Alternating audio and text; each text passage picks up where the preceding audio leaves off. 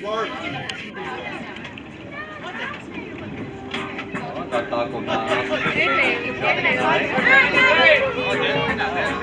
there. Смотри, смотри на них, смотри на них. Вот они.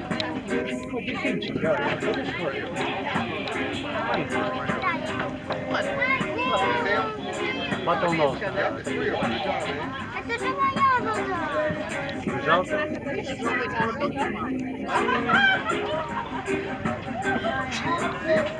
Смотри, как они прыгают.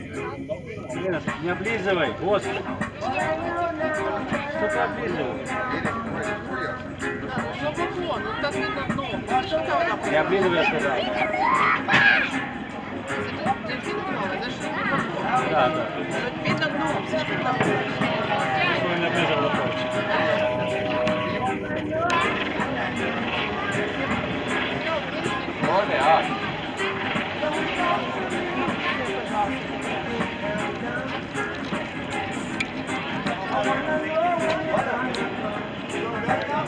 Он еще и плывет. Смотри, вон она. Умничка, он еще плывет. Я видел.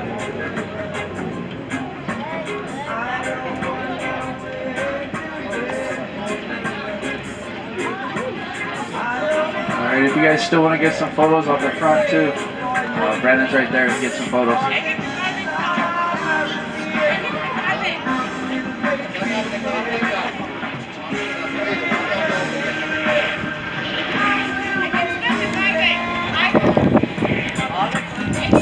Давай там играть.